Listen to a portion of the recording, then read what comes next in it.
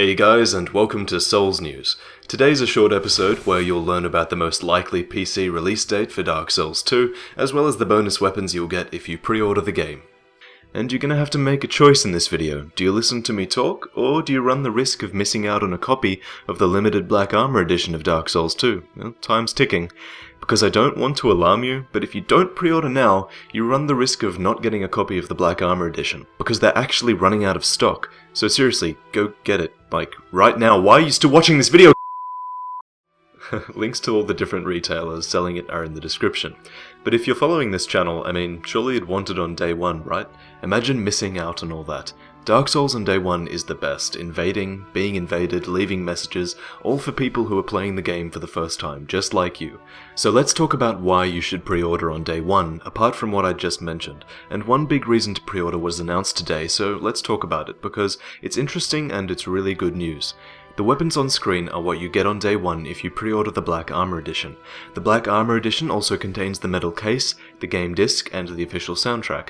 Now again, links to this are in the description for different retailers and the region you're in. What we didn't know until today though is that by pre-ordering the Black Armor edition, you get early access to the weapons seen on screen. And here's the key words: early access. Not exclusive access, but early access, so it seems like these weapons will be available further within the game for the people who didn't pre-order, so no one is missing out on content.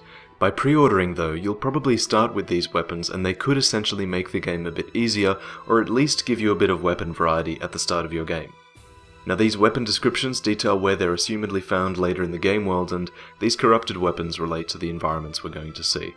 And this is the right way to do pre-order content. I understand why developers and publishers want to make pre-order content, because it's fair marketing, but when you lock away a vital experience or an item behind a pre-order paywall, it's rarely something you should support. Games should only be pre-ordered from companies you trust, and From has proven themselves to be nothing but trustworthy again and again.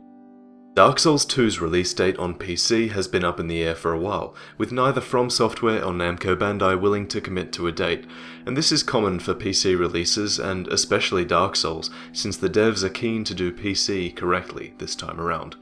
But as discovered by a YouTube user named Foxio Games, Dark Souls has a PC release date on From Software's official website for the title. If you can read Japanese, or not, you'll see that the game is slated for a release sometime in March. However, we've yet to see official confirmation from Namco Bandai, so I'll update this video when this happens.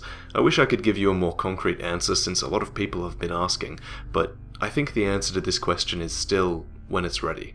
There's a tentative May 31st date given on Amazon, and I think I'd say that's the very latest we'll see it.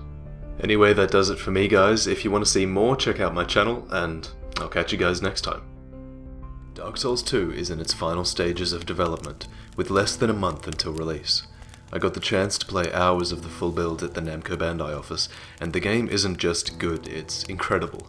I know I'm biased, but I know what I want to see in a sequel, and every design decision they've made so far impresses me on some level.